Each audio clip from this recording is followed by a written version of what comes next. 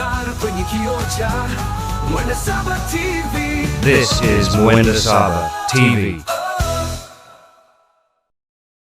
In so many scenarios tulikuwa tunasikia before Karau wasema president yashindwa, serikali ijaishindwa. Though imeshindwa ile Karau, it's a case stand is there. Kuna wengine wanasema nani anaweza shinda Ruto? Serikali ilishindwa in 2022.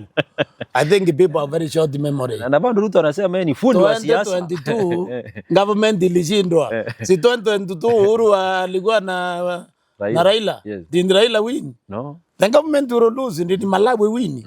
About Botswana. So the thing is this, the Kenyans simply all they will have to do is very simple. Simply copy from Mukalao, guard the vote. Okay? And if the government does something stupid, Tanzanian style, or Uganda style, they will have a civil war in their hands, which they can't manage. You know, this country is a very delicate country, yes. even economically delicate. Any violence here, half of us may not survive it. Because we are not, you know, Uganda, you can say the bush and eating bananas.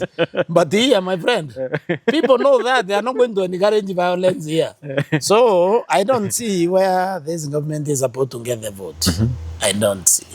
And also even the language of division they want to introduce. Yes. And I'm glad Kendega has associated himself with Ruto.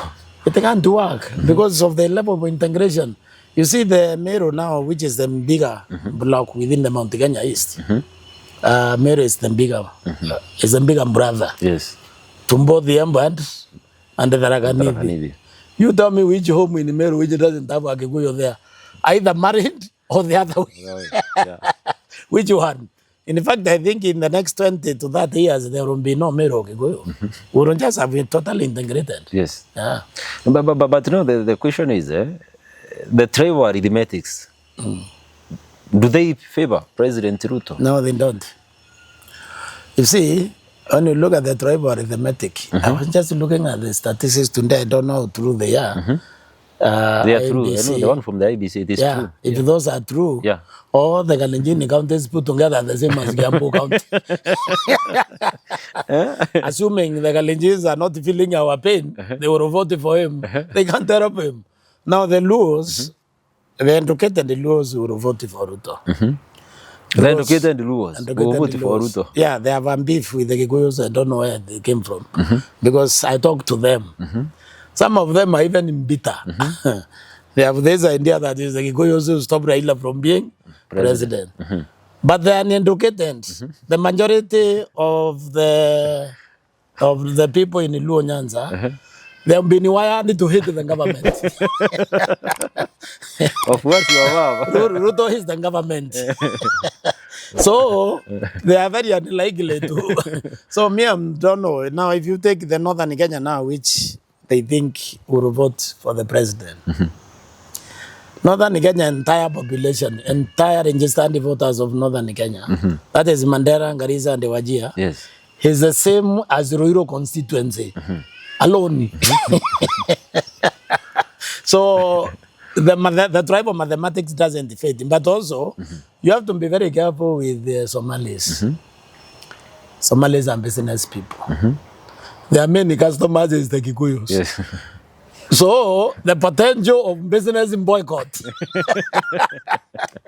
If they bring in trouble, which does not align to the majority of the Kenyans, they know this because it's big, the target and boycott it can happen. Yes. If you people blame you for injuring them. The Somalis know that. The Somalis may keep quiet just like the Kikuyus until the polling day. Yes. And the polling day is when you realize, so tribal arithmetic, it does not favor the government. So, either way you view it, President Ruto is cooked.